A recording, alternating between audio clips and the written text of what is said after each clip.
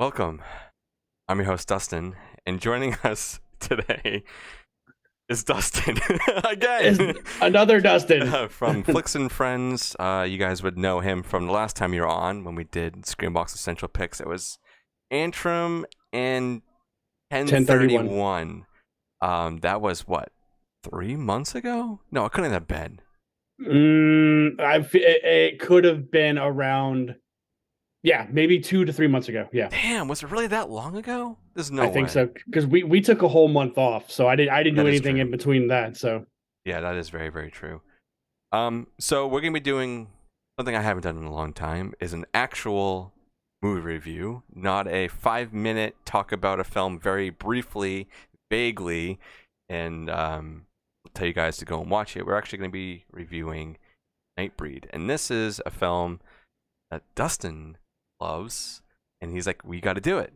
So it, we carved it out some time. We're gonna go do it. I also like NightBreed. I got into it very late, and we'll get into that later. But before we start diving into all this other stuff, why don't you let everybody know about your show, what you guys are doing, and yeah. yeah, man. So like I said, or like Dustin said, I'm Dustin. Hi, I'm Dustin. 1/3. It's like a fucking part in Jurassic Park where he goes, "Hi, John. Hi, John. Hi, John." Yeah. I'm 1/3 of the Flicks and Friends podcast. We are a variety movie show. We just celebrated our 1 year anniversary, which is fucking tight. Hell yeah, man. And there's plenty more to come, dude. There's plenty more. We're cooking up a lot of stuff.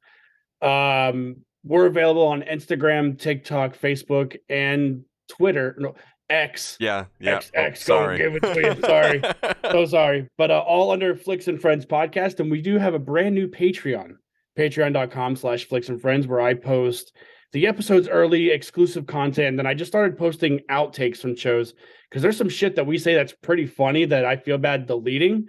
So I just started making an audio track of that and just posting it for everyone to enjoy outside of the show.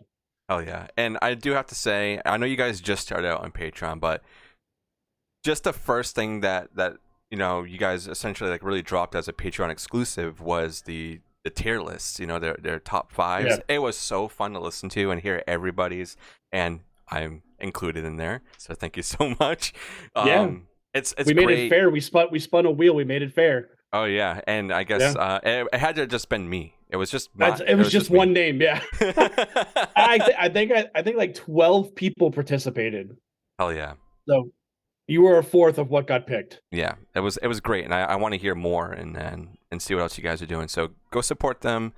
I feel like especially nowadays there's so many podcasts out there, and it's sort of hard to really get your name out. So when you set up a Patreon, it's always like one of those things. It's like, is it gonna pay off in the end? Are people actually gonna do it? Because I suffer from that too. I'm like, I don't know if it's gonna happen. But if you have great content and you guys are doing things exclusively for there, it's so worth it. And please go support their show anyway, even if you just listen to an episode of them. All the links will be down below. You guys are so funny. Like, I can listen to you. I can listen to you guys talk all day.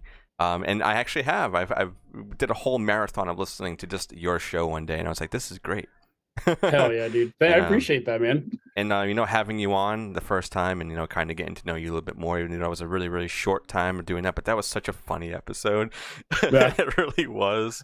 And the picks that we have were so polar opposite. It was great, and we need to do that again. I need to get you on for another essential picks. Yep. But we're here to talk about NightBreed, and I'm super stoked to do it. So same here. What made you want to talk about NightBreed?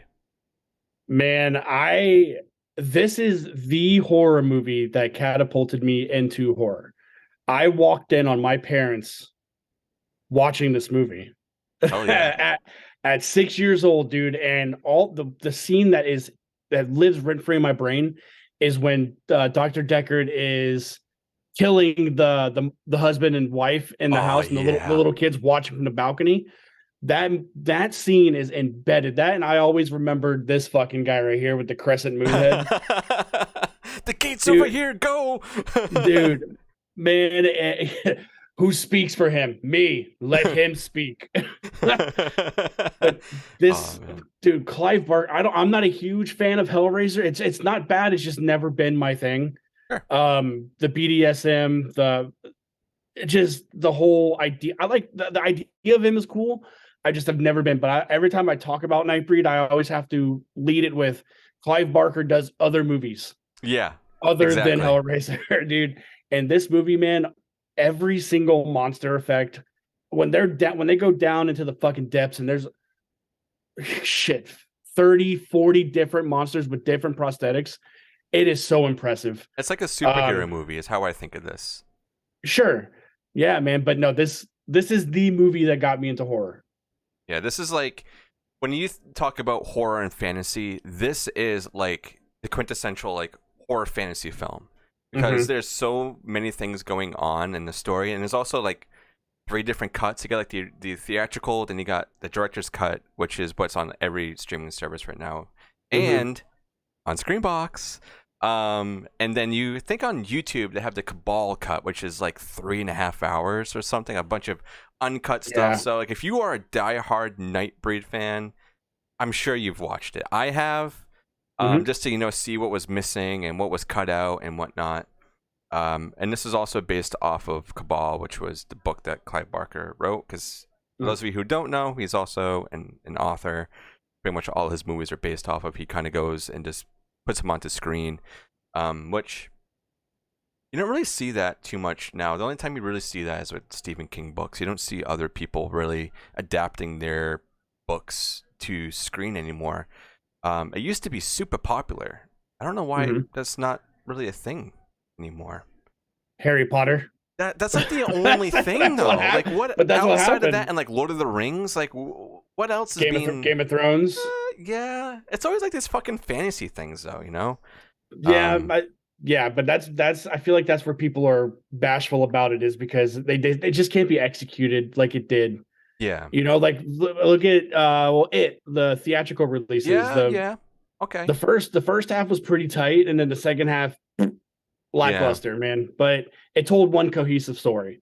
Yeah. So I feel like it's almost like they don't believe in it anymore. Yeah. You know, which sucks because there are some really good books that could be turned into really good movies. Oh, yeah, there really, really are. But we have this one that this is I always like if I talk about this film with somebody, for me it's always been the kind of like a mind fuck film because there's so many things being thrown at you. Like, where am I right now? Like, you feel Mm-hmm. delusional at points because you're like, where are we in the story? Who's alive? Who's dead? Wait, are they alive? Are they dead? You always have this like question going on. And like you were saying earlier, there's so many of these night breeds that you get so like engulfed into their world and you want more. And then when you start going down and you see all like the rejects, essentially the ones that are like locked up, they're like, we don't let them out because of blah blah blah, and then you Yeah. see their god and you're like, oh, okay, so there's a lot of stuff going on in this film, like literally underground. And there's so many things beneath the surface, but it's a great film. And if you haven't seen this, I don't know what you're doing. I really don't. Yeah. um so you were saying that you before we started recording, that there was one scene that was in your mind. Actually, no, you did say that. You did say the kids and the Yeah. family. That one definitely got me too, especially being like a parent, and Mm-hmm. seeing the child right there and he's crying, like you can see the tear going down his face, and you're like, this is awful. It's so Yeah. so bad. And you're like, they're gonna show him killing the kid. You don't see that. Yeah. Part of me kind of wanted to see it in a sick way, just to see how fucked up they could get. But I'm like, I don't. They would not want to push that boundaries, I don't think. But there's a lot of really cool things um, that happen, and the thing that always drives me insane is like, you get the doctor. You get Deckard, who's pretty much taking care of Boone, Aaron Boone, who's like the main character. And you don't Mm-hmm. really get like a whole bunch of backstory on him, but it kind of unfolds later on. And then you piece together that this doctor is essentially using like these dreams or visions to paint Boone as like a criminal, so he could go and fulfill essentially like his fantasy of killing people. Is how I've Yeah. always interpreted it. And then it's like, that's so fucked up. What if that happened in real life? You have like a therapist or a psychiatrist who's like listening to you, like saying, "Oh, I had these like really bad dreams," and then you wake up and you see a newspaper of somebody being slaughtered. And you're like, "I dreamt of that," and then you see all these pictures that your psychiatrist is showing you. It's like, there's no way I did that. Like you're going insane. Like that just. That's the one thing in this film that is so fucked up. Yeah. Yeah, you put your trust in someone like that for them to prescribe you. He didn't even prescribe in that. That's one of those things that I've never. Again, it was the early '90s, but he's like, here, take these, Yeah, and you'll he be just fucking fine. takes them. Yeah, no big deal. No, it's a big deal because he fucking can't even. He can't even walk straight, dude. And then I love how the whole movie Decker's just like Boone is the scapegoat. Like Yeah, for sure. up until the final battle, Boone is continuously the scapegoat, and that's how he's able to get away with all this shit because he had, like you said, he has on file, on tape, that he's describing these murders and these Yeah, monsters and these events to him. He's like, "Do you want me to fucking play him? I'll play him." And he goes, "No, I don't want you to play him." yeah. And He's then like, no, no, no, no, no. and the one I rewatched it last night and today, and the one thing I don't say I forgot, but I looked past is I thought Midian would have been more hidden, not the Yeah, not. name of the cemetery. I was You thinking the know, same thing. It's like, how does nobody know of this place other than this one old guy at like a gas station know about yeah, this place? Like, what? Like, especially if they want to be hidden and they're like, oh, we can't go out in the light and all this other stuff. Like, we have to stay hidden. No one can know about us. You guys are in a fucking cemetery.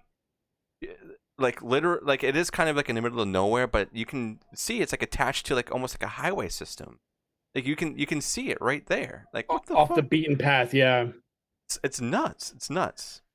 yeah, but I mean, I think I have two favorite guys in this whole last movie, dude, and one is the guy that carves his face in the hospital Oh yeah.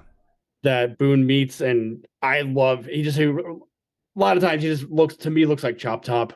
Yeah, yeah, He yeah. has the Bill Moseley face. And then my second favorite dude is the big guy that has the snakes that come out of his stomach at the end. Oh yeah, Yes, yeah. I He's love so that guy, weird. dude. I love that guy, man. He is so tight. It's very simple design, but it's so effective. Yeah. So, yeah. Oh man, if I were to pick mine, there's so many. Like I said earlier, it's like a superhero movie. It's like, who's your favorite? Mhm. Who would you Mhm. want with you? I've always liked. I think it's Ashbury is the guy with the snakes, the red guy. The one So that bites he's Boone. yeah, the one who bites him. He's cool because he's like rogue. He doesn't give a shit, like whatever, and he just has that look to him. He doesn't care, and it would probably be the porcupine girl just because of how Yeah, dude. insane that makeup is, like being in Hmm. that suit, and Hmm. like she still looks sexy and all this other stuff. It's like she like gets people over there so she can kill them. It's Yeah. like, what the hell? So those would probably be my two. I know everybody's like, oh, those ones are so cliche, already picks those, or like on the cover, blah blah blah, but I don't know, there's so many, and I'm I sure think like if I keep watching it over and over, I'll have new ones that I like, but I don't I know. think you only see the porcupine girl. She only has two scenes. Like there, you meet her, and then she shows her porcupine tids, Yeah. and Yeah. then that cop gets got. Yeah. I mean, Yeah. but dude, Dr. Decker, like I love Cronenberg. You know what I Yeah, mean? great actor and director. Yeah, he got killed by the Nightbreed and killed by Jason Voorhees. Yeah, So but his mask, dude, is probably in my top three favorite horror masks of all time. And it's simple. It's the button eyes and that fucking offset zipper. yeah, I love that how it doesn't look natural. yeah, And that's it's almost like a Slipknot mask, you know? yeah, exactly. I was always thinking too, like, out of all the things he could have picked to wear, why is it this mask? Like, I don't know if that was ever explained, like if it's just part of his psyche and that's how he views himself, maybe as this figure, like faceless figure, he can be whatever he wants. Mm-hmm. Like, I don't know if that's what it is, or I I don't know, because it's such a bizarre thing to create. It's like you could have made anything. Well, I feel like what would have, it is effective, but what could have been more effective is when Boone is in his office and he gives him the medicine. When Cronenberg's sitting at his desk, like to his left, there's like a whole fucking mural of masks that are there. Yeah, Like it's all porcelain. And I'm like, if he would have put one of those on each different time, yeah, we would have but then again, it would have created it would have taken away the illusion of we're supposed to guess who this person is, yeah, type of thing. And I feel like we learned who he was a little too early, yeah. I feel or that. the movie is just a little too long. It's Yeah. a weird balance, you know? Yeah, because the first time, like, he's always carrying around the suitcase, and like you kind Yeah. of have like this intuition before like the first kill when it's in the family home. I think we seen him with a suitcase at that point, so you're already kind of putting these together. Like, is it him? But then you're like, no, it can't be. And then it's the hospital scene. I think after he gets like his medication and Boone's in the hospital because he almost gets actually does get hit by a truck, doesn't he? We kind of get At the that hospital, assumption. he jumps out the window, Yeah, so we get or that. someone takes him from the window, and Yeah, they we say, "Oh, someone took the body." That was really yeah, like, who the fuck would go and jump through a window to get a body? But we, yeah, we find out it was actually, it was essentially Boone coming back to life. Um, yeah. but yeah, we definitely learn Decker very early, in my opinion. I wanted to have like the who's doing it, type thing, but there wasn't really a lot of characters in the beginning that you would think that it could be this guy, or it could be this guy, or it is Boone. No, so they didn't really give you a whole lot of options to kind of guess, and maybe it was their intention to let you know who it was Possibly, early. possibly. Um, Like it was just you had, yeah, you're right. You didn't have enough time to meet all different types of people. You because they made you focus on Dr. Decker, Boone, and Boone's girlfriend. yeah, Those are the only three, and then the FBI agent, which yeah. every time I see him, dude, I always think of episode one because he's one of the generals in that lead Qui-Gon and Obi-Wan around. Really? Oh shit! I gotta go back Yeah, and check that out. you don't have to. Episode one is the fucking worst out of Yeah, I all gotta do it for of. that though. I gotta do it for that. Yeah, Just but to I'm give us like, some watch time. but yeah, and I when when Boone dies, he gets fucking gunned down because Decker, That's so cries stupid. wolf, dude. And then the FBI agent's like, "Where's his gun?" He goes, "Oh, he was just reaching into his jacket." I'm like, "You son of a bitch." That's some like really shitty cops though. As soon as you hear he has a gun, you Hmm. immediately. I mean, you hear the guy saying, "Don't fire, don't fire," but no, every single cop there, it's like 20 of them. They're all Hmm. laying down. No one's listening to anybody. Like that. Yeah. That sucks, man. I Like, also think that might have to do with the fact that they were briefed on what they think Boone was doing. yeah, being the serial killer, essentially, he showed them all the pictures that obviously Yeah. Decker took himself because he's the one that did all of them. Where Um, did you get these pictures from? You? What? you know, oh he my goes, god. "Here, take two of these and you'll remember." Yeah, yeah, yeah. uh, And what was great though is like when Boone's girlfriend was with her friend at the bar, dude, and then some was it Jeff? I think is what he called himself. But I old think Decker so. got Yeah. No, Gary. I think it was Gary. something Was like it that. But Jeff? I don't know. It's one of those. Decker got his dick wet, and just he fucking laid down the pipe on her because she remembered him Oh yeah, because and and the car he drove.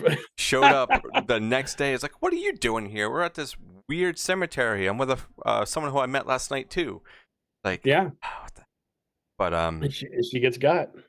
yeah. There's so many events in this film that it's like, which ones do we highlight the most? Like, we obviously have the cops showing up there and everybody getting blown away and people dying. But we also get, the guy that we were both like, where we know Doug Bradley's in this film, but where is he? And then we Yeah, find out it's essentially the leader of all the NightBreed guys. And we're like, what? What? I didn't. he has hair. Yeah, and a lot of prosthetic. Yeah. Like way more than Pinhead. Pinhead's just pins in the head essentially, and this one Yeah. is like he's got like this weird. He's got like open wounds, but also like gills on his face. It's like what? I don't understand what he's supposed to. Man, it's so weird. And I feel like out of all of the Nightbreed, like I feel like Boone was. I get it. He had to act and shit, but it's like I feel like it was the laziest out of them. Only comparing it to everything else we get to see. Yeah. I wish he had just something other than his face changed. Like Yes, that. we're But gonna it's a nitpick. like his face changes, and we're gonna put on like tattoos. Yeah, Essentially, dude, give him some fucking tribal, and yeah. Like I want to know. it was the 90s. Yeah, that is true. Yeah. I do want to know, like maybe in the book, I'll have to go read the book, but I want to know like what creates the way that they look. Like because they're like what chooses their appearance. Yeah, sure. Yeah, like we kind of like get this glimpse in the past when they bring down Boone's girlfriend, and or is it Boone that sees it? I get confused because there's so many events that happen.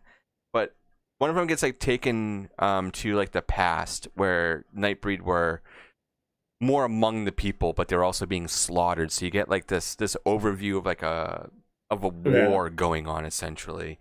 Yeah. And you see a lot of different ones there. But I wish they would also kind of go over like we're in hiding now, but this is what determines what you would be. And I was also kind of getting like the inclination that the only way you turn into a Nightbreed is if you're a bad person. It sounds like you have to kill someone and then get bitten.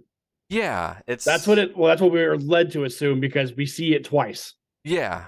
Because we get the guy in the hospital who cuts off his fucking scalp, which is badass, but also like why? Why is that what you want to look like when you come back? And then Boone, he gets killed, but he was bitten the same day that he was killed, right? He was bitten first and ran out of the cemetery, then got gunned down. Yeah, and then he gets resurrected or stolen or whatever you want to fill in the blank there. I'm going to say resurrected because that sounds better. And then he does it to his girlfriend at the end of the movie. She stabs herself. Yeah. So it's like a love story mixed in with what the fuck is going on with fantasy and horror mystery. There's like, I don't know how to label this. Like, I guess fantasy horror is the easiest way to go about. But when you start diving into everything else, like you got kind of like the mystery, you got, a little bit of a drama going on there, but that also ties in with the horror. And then I don't know. It's just so it's not it's not necessarily a traditional slasher, but that's what they want Dr. Decker to be. Yeah. But they also want like the monster aspect with the Nightbreed. So yeah, it's like, and then there's all of the religion shit in it, and so it's almost like three different types of horror movies in one. Yeah. And Clive Barker's really good at doing that. Yeah, he is. I mean, we do get that in like Hellraiser too. Like there's got like the whole mythological creatures that come back and whatnot, and then you have these ones. You got these ones who are actually like praising a god that is, I guess, still alive in some capacity, but hooked up to like a machine and all this other shit. I feel like making the sets for this film were probably fun, but also very hectic because there's so much going on, and it's a very like stunning movie to look at. It's very visual, very very visual, and I love that. And even like any like art that people create for this film, whether it's like fan art or like just pictures of certain like Nightbreed, it's always super colorful and some reason always like a dark blue or purple. Which I like. I like those colors a lot. It's definitely something that everybody should go and check out if you haven't. There's so much in this. Like, if you were to pick your top 3 moments, excluding the one that is embedded into your brain, what would you pick? Like, these are the ones that will make you want to watch this film.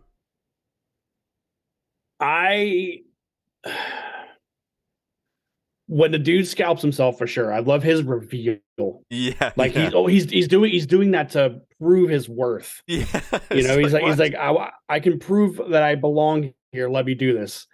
I dude, I love when they beat the shit out of Boone and then they take him into the holding cell. Oh yeah. It's And, like and then what?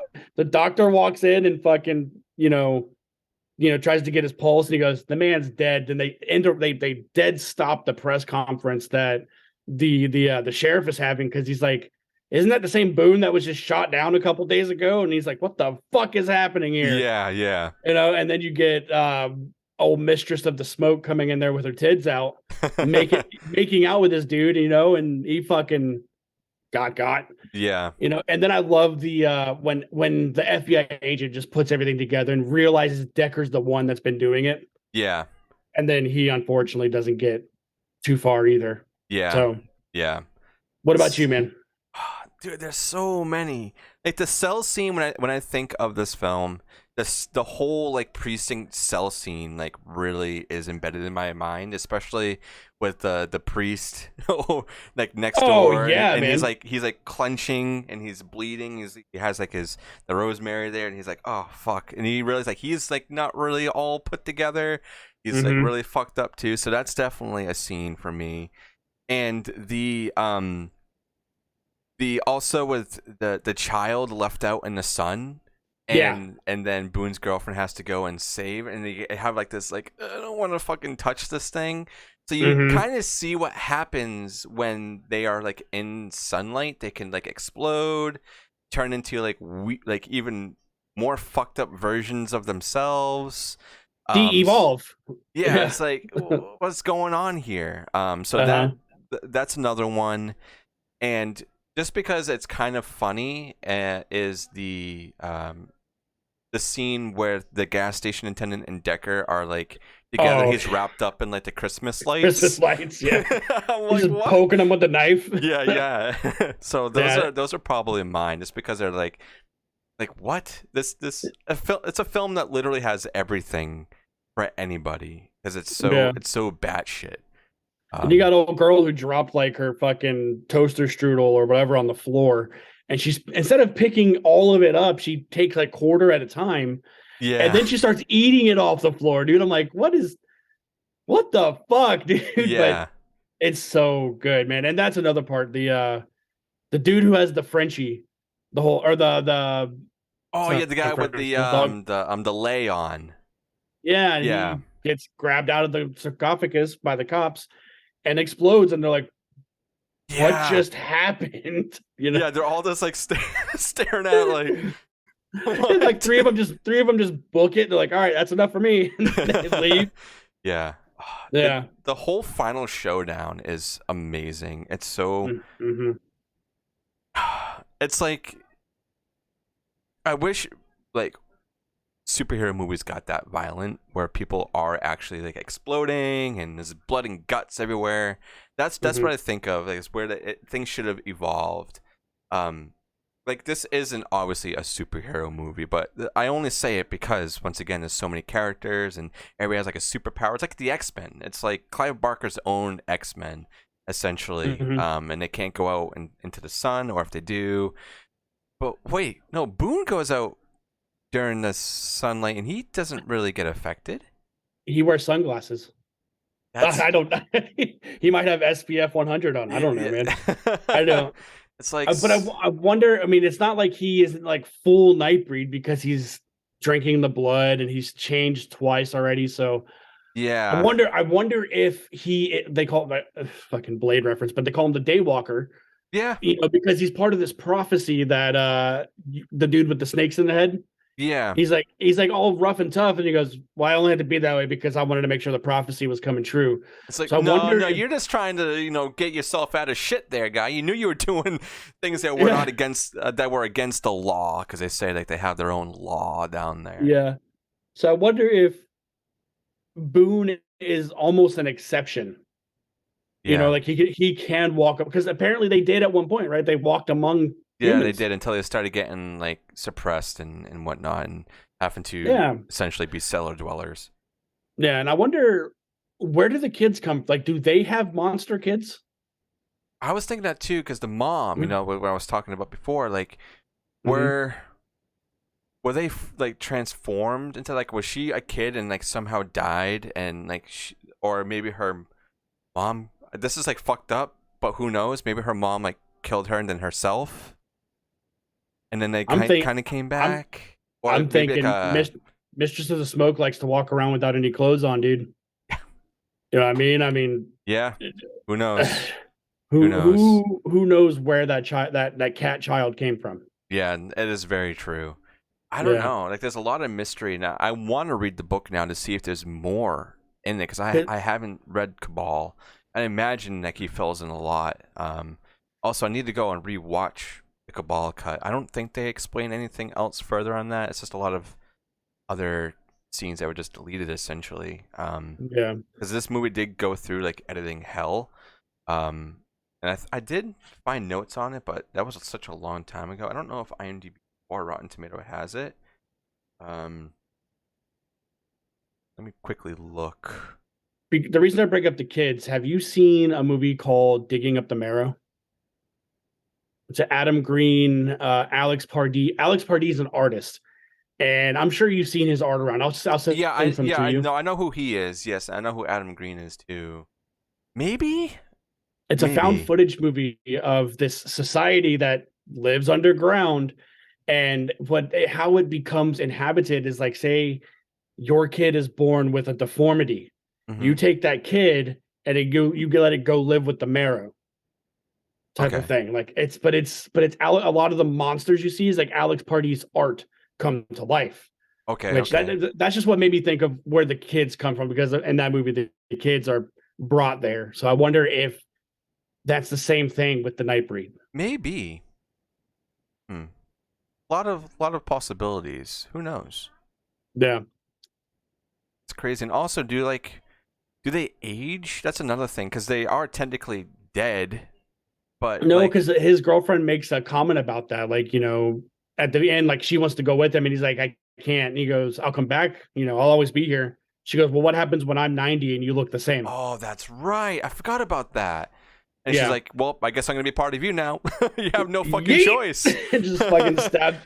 Like, She what the fucking. hell, man? Don't put that on him. Like, that's fucked. But Yeah, I yeah, wonder what her everybody's Nightbreed would happy. look like. Yeah. Because I wonder if she would have like tribal tattoos like him.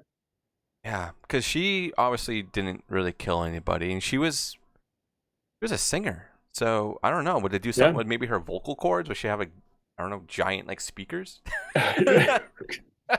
Yeah, she would. I don't know, man. It would be extreme. Like, yeah, she'd probably have like a microphone out of her fucking forehead, you know, Oh my god, something speak like into that. this.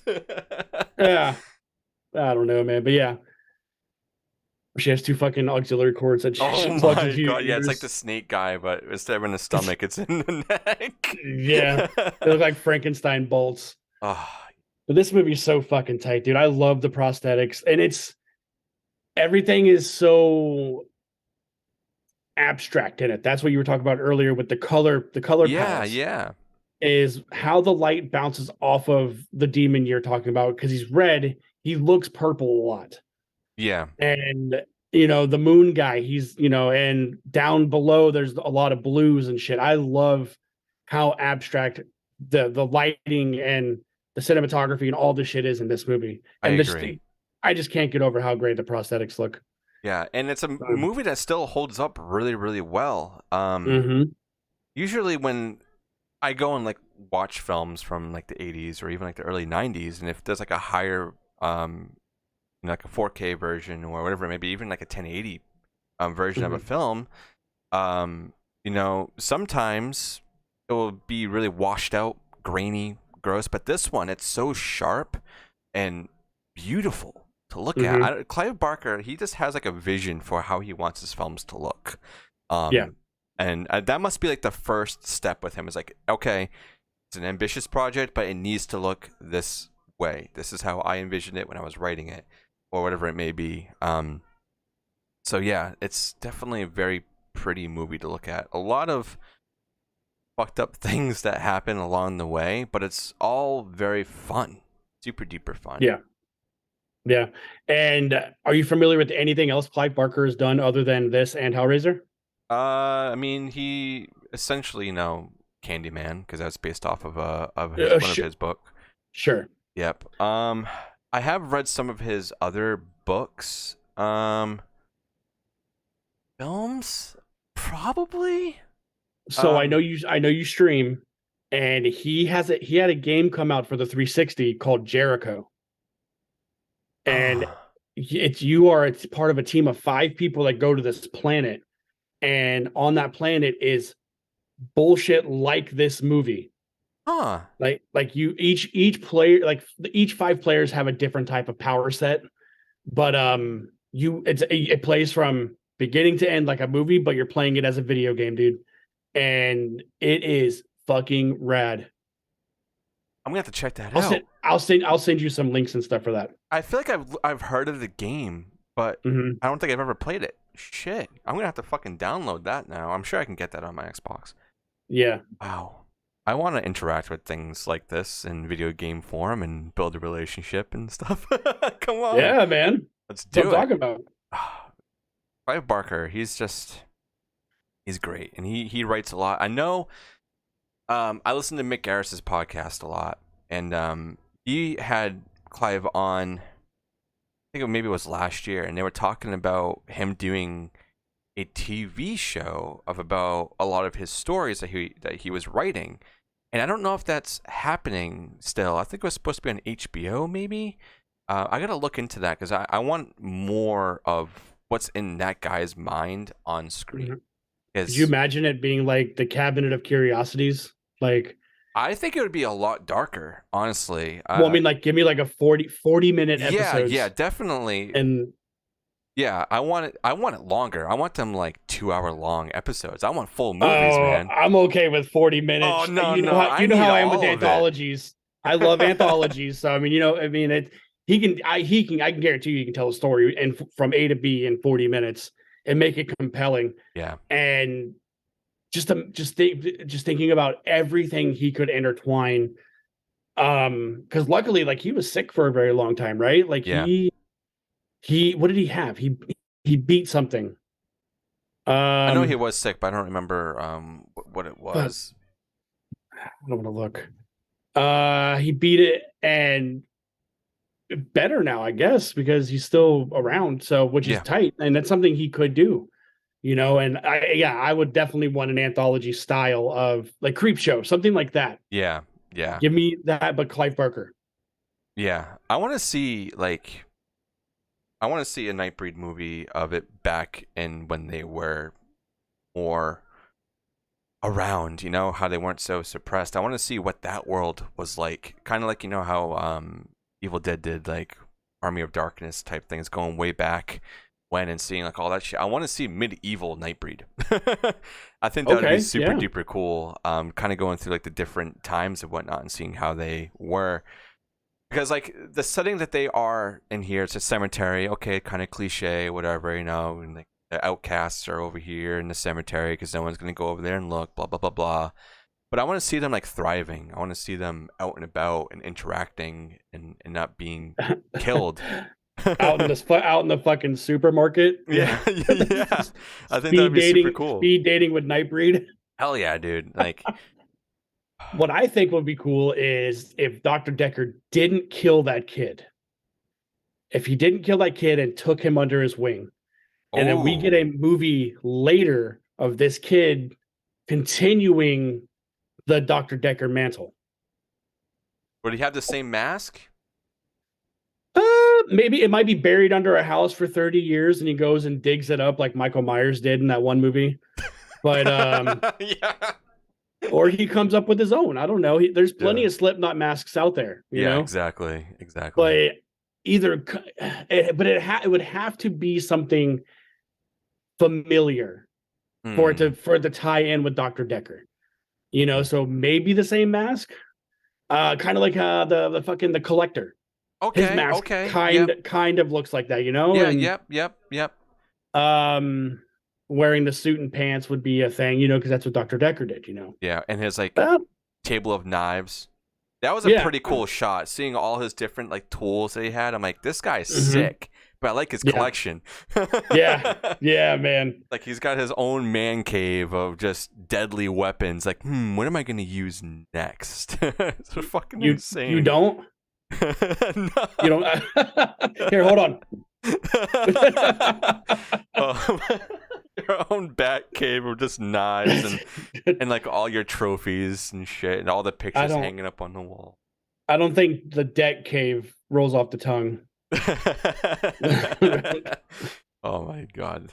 Yeah. This is definitely a crazy film, man. Like I'm trying to think if there's anything else that like really stands out. What would have made it even better would have been a soundtrack. Yeah. I feel mean, like that... Danny Elfman did do the music for this. Of course, he did the score. I mean, the scoring, sure, but I wanted some fucking, I don't want to say Dawkins, but like... Yeah, I know what you mean. There's some Striper in there or something, Yeah, that definitely... I think it's because it was like, this was... When was this? 1990? 1990. So it was like right on that cusp of like... Are we still going to be doing that? Because like obviously had it all through the 80s and there were, you know, a couple in the 90s, but I don't know.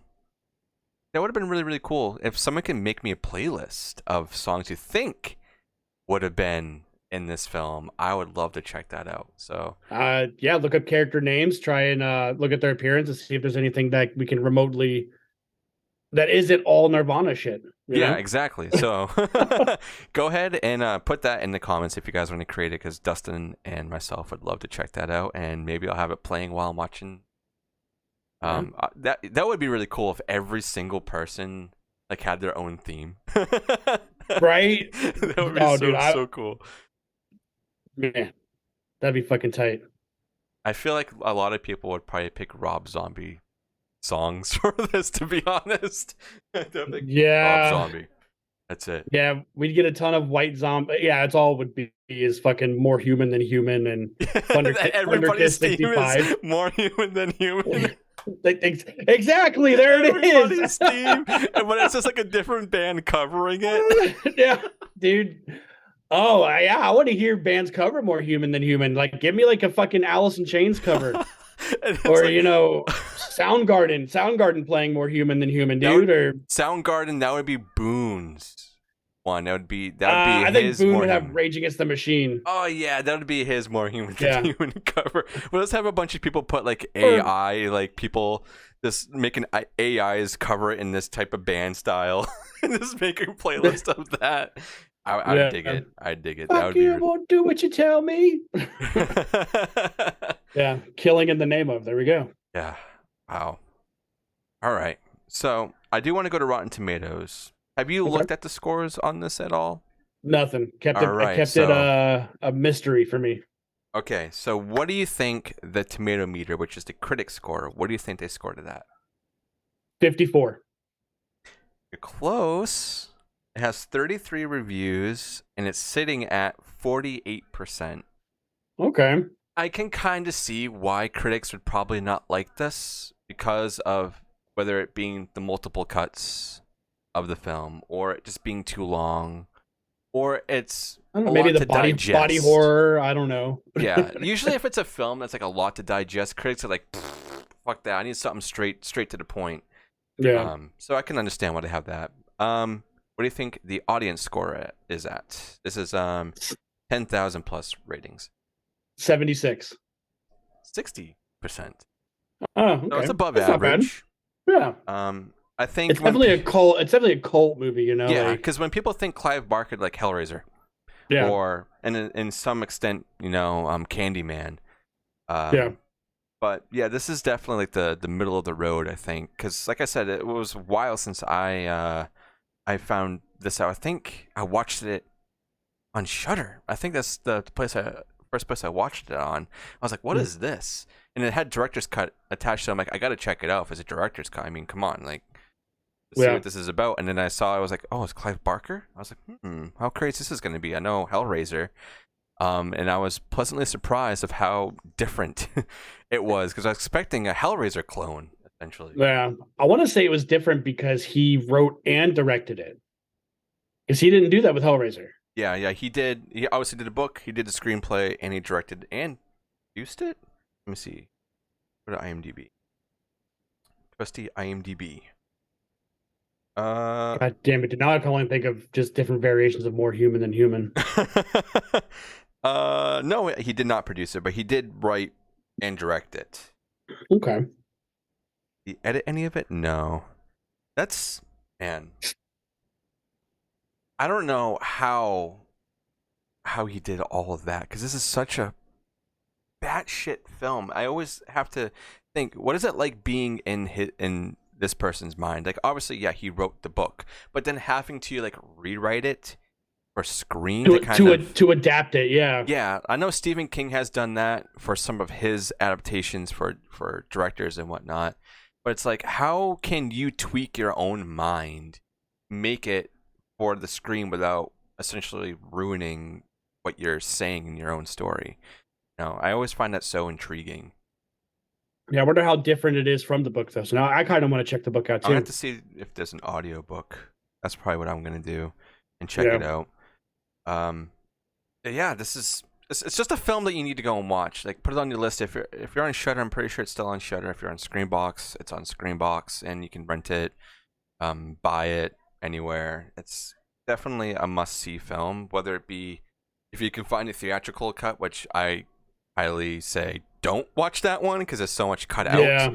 The director's cut is the way to go. And if you really, really like the film and you want more, then go watch the Cabal cut on YouTube. I'll find the link for it and put it down below as well. I want to say, because they came out with a Cabal cut on Blu-ray. Shout Factory did. They did? I'm pretty sure they put out the regular. Because I remember when it came out, dude. They had the regular one, then they had the Cabal cut. Because the Cabal cut came in like a box. Oh shit! And then they just released a 4K of it. Not too long ago. Oh and my god, is that still available? I'm looking this up right now. I don't know if that has the Cabal cut on it, but it is available on disc. All right, I'm looking this up right now. I'm pretty sure the Cabal cut has a blue cover. That's because I used to work at a movie store. Like me and Sean from the show, we worked at a store called Movie Stop together, and you know that's a good 6 years of my life. I was the fucking movie clerk, you know. So getting to see all these movies and all that shit, but I'm pretty sure there's a Cabal cut on Blu-ray. They have NightBreed Collector's Edition. I don't know, what does this consist of though. It's not telling me. Oh wait. So theatrical cut. I don't want the theatrical cut. Come on, who the fuck wants that? And then yeah, it's just the combined theatrical cut, and it looks like the director's cut with some bonus features, but I don't see anything about the Cabal cut. That's kind of disappointing. I'm sure you could find it on eBay if you really, really want it. I'm sure somebody. That's where I'm looking right now. Yeah. Oh wait. Oh yeah, someone is selling it on eBay for almost $400. NightBreed, the Cabal cut Blu-ray with slipcase, rare cover. That is a really, really nice looking. Let me see it. Yeah. Oh, okay, yeah. Yep. That's so sick. So that must have been super limited print. Mm-hmm. Because this is another movie I think it has like so many different like rights situations like for each cut. Like obviously if you have a theatrical cut, someone else probably owns that. If you have the director's cut, someone else owns that. And the Cabal cut I think was a fan made one. I think someone found, or like over the years they were able to gather all the cuts that were out and able to kind of piece it back together. I think that's what happened. With films like this, it's so hard to keep track of all the paper trail, what's going on with it, especially if it's like heavily edited, because you never know who touched it, when, and where, and why, and it's like, it's such a huge headache. And I bet you could find that Cabal cut at any horror con you go to. Oh, probably easily, yeah. Or just ask somebody. I'm sure they know. It's like, hey, you know where I can find what do you need, stranger? And he's just got like 10 Cabal cuts, and they're all $400 a piece. That's it, yeah. Do you want it? Yeah. That's all my convention money. Well, What do you say? And you get it, and the disc isn't even in there. It's just a cover. It's just a fight. Oh yeah, like Disney's doing right now with WandaVision. Oh That yeah, bullshit. yeah. Oh, But no, man. I just got the class con I went to. I got Trick or Treat on Blu-ray. Trick or Treat Yeah, with Sammy Kerr on Blu-ray. that's awesome. Yeah. I actually I'm friends with someone else who runs a podcast, and one of his hosts, they're actually bringing Trick or Treat to 4K this year. I'm sure you've probably seen posts Oh my, about it. yeah, the Synapse Yep, release. Synapse and Yeah, Red Shirt Pictures, I think. So Red that's Shirt is the so one fucking that's tight. with my friend, and I'm super super excited for that. Because it's definitely that's another film that doesn't get a lot of love because people aren't able to get it easily. I mean, Yeah, you could go online and see if you can get a copy of it, but usually it's like bootleg. Because I ordered one offline and it was like maybe $40, and it looked legit and everything. And I brought it and it was just a rip, and I was like, "What the fuck is this shit?" Um, uh, it's not streaming anywhere. I don't think you can rent it anywhere. It's just one of those it's because of films. The the rights, band. The yeah, band, yeah, the rights and everything is it's messy. So I think of that the same as this one because there's like 3 different cuts of it. yeah. But definitely go check out NightBreed for sure. I don't have anything else I want to add to it. So I figured we could go and give our final thoughts and ratings of this film. So Dustin, what do you want to say about this film, and what would you rate it? Final thoughts for this movie, man, is I'll never stop recommending it because I've been doing it since since I've rediscovered it. Because like I said, I watched it when I was really, really young. Yeah. And then I rediscovered it and I'm like, okay, fuck yeah. So I watched it again and I'm like, I love this. And it's 100% because of all of the practical shit that's in it. Yeah. Yeah. I love seeing how creative that is and no computers being used. Yeah. You know what I mean? Like, I think that's so rad. Especially in the If I'm, 90s too, when CGI was kind of coming a thing.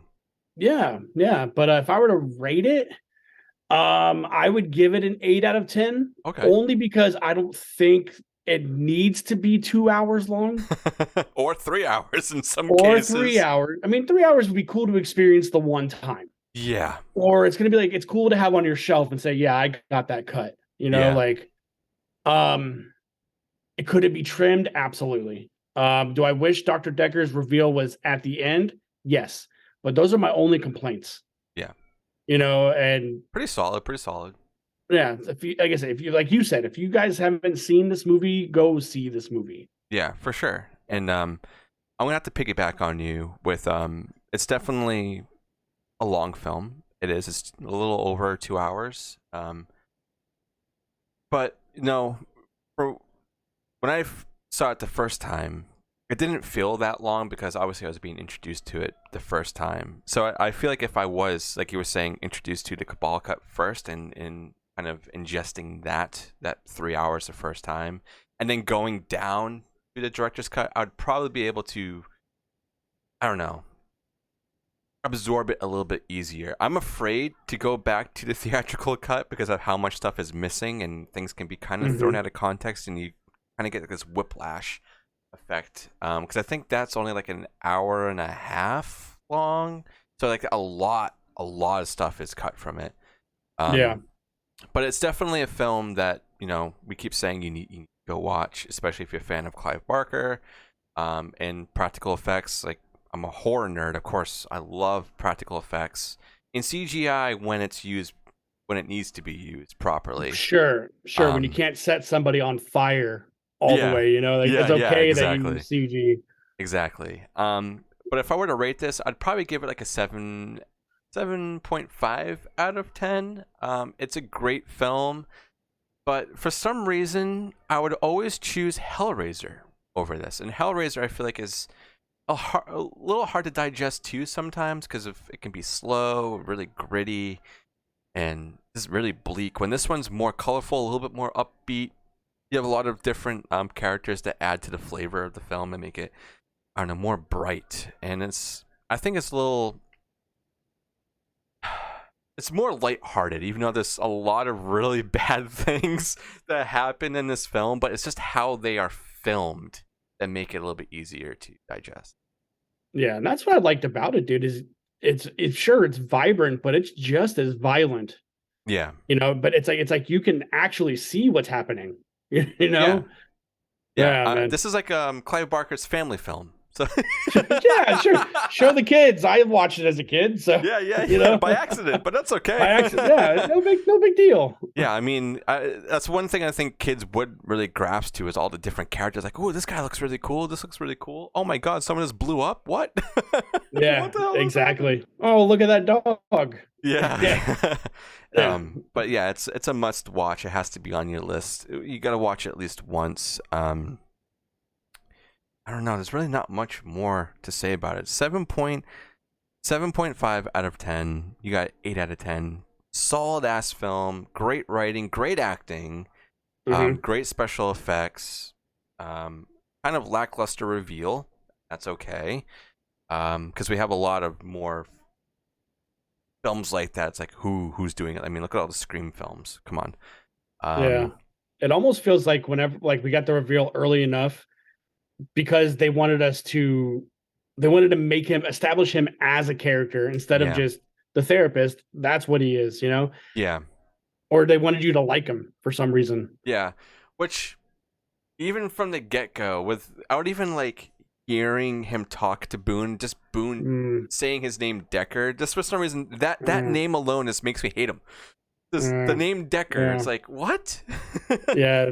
There was a kid at a restaurant I worked at. His name was Decker. Was he that's an what asshole? I always thought of. No, he was actually super rad. Okay. Yeah, he was actually super rad. But yeah, but whenever I would say his name though, I'd instantly think of the fucking mask with the button eyes. Yeah, that's like the only thing he's really got going for him is how cool his mask looks and his knife collection. That's it. Yeah. His personality is shit. He should not be a psychiatrist or a therapist. Like, awful. I don't know. He lays pipe, so I mean, he's got to be smooth, you know, at some point. Yeah, exactly.